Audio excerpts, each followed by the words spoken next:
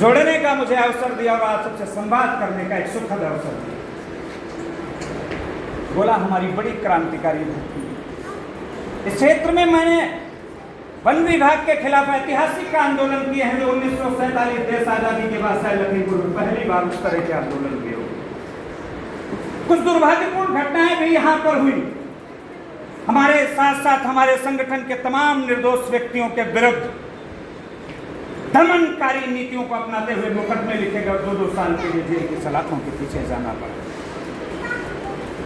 संगठन के माध्यम से समाज सेवा के उद्देश्य से सड़कों पर निकले थे, सेवा का भाव लेकर के, लेकिन सरकार के लोगों ने उनको देखते ही देखते आतंकवादी बना दिया। तमाम लोगों की हिम्मत टूट गई, तमाम लोगों के हौसले टूट गए, और जो खड़े हैं वो आज भी लड़ रहे। ऐसी भी परिस्थितियां इस क्षेत्र में हैं, चाहे यहाँ मैलानी का क्षेत्र हो, चाहे गोला का क्षेत्र हो, चाहे बांकेगंज का क्षेत्र हो, चाहे कुंभी का क्षेत्र हो, हर क्षेत्र में चाहे विकासखंड की समस्याएं रही हो, चाहे तहसील की समस्याएं रही हो, चाहे कृषि के क्षेत्र में, चाहे पर्यावरण के क्षेत्र में, चाहे प्रकृति के क्षेत्र में, हर क्षेत्र में हम लोगों ने काम किया और काम करने का वही जज्बा, वही निष्ठा आज भी है।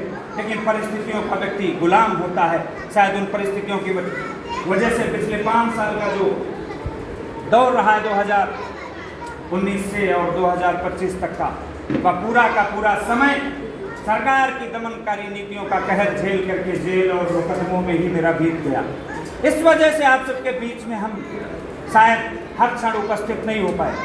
लेकिन फिर से भारतीय किसान यूनियन राजनीतिक परिवार के संगठन के हमारे राष्ट्रीय अध्यक्ष आदरणीय राजेश सिंह चौहान जी, संगठन के प्रदेश अध्यक्ष आदरणीय हरिराम सिंह वर्मा जी ने फिर से मुझे संबल प्रदान किया, फिर से मुझे ताकत दी है। फिर मेरा प्रयास और लक्ष्य रहेगा कि मैं जब तक जीवित हूँ, जब तक मेरे तन में प्राण रहेंगे, तब तक आवाज सिर्फ किसानों की बुलंद होगी, तब तक आवाज सिर्फ नौजवानों की बुलंद होगी।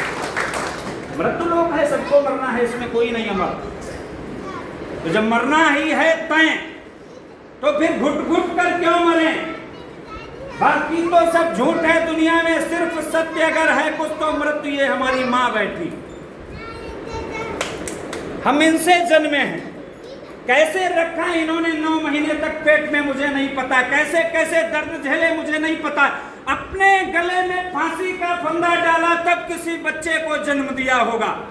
एक ऐसी माँ ही ममता का मंदिर है जो अपने प्राणों को संकट में डाल करके अपने बच्चों को जन्म देती है और 3 साल तक गोद में लिए घूमती है, जिंदगी भर दिल में लगाए घूमती है। लेकिन जब मृत्यु का समय आता है तो उंगली पकड़ करके रास्ता दिखाने वाला पिता और अपने प्राणों को संकट में डाल करके जन्म देने वाली माँ भी उस बच्चे को बचा नहीं पाती है। ये सत्य। तो जब सुनिश्चित है कि मरना है तो फिर लड़के मरेंगे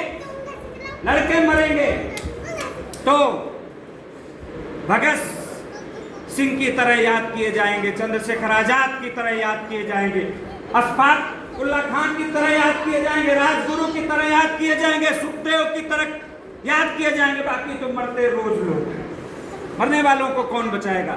तो मरना जब तय है तो कुछ ऐसा करके मरा जाए कि हम मर जाए भले, लेकिन ये समाज जीवित हो जाए, लोग जीवित हो जाए, ऐसे करके मरना चाहिए। साथियों, बहुत ज्यादा कुछ ना कहकर मैं अपनी वाणी को विराम देना चाहता हूँ।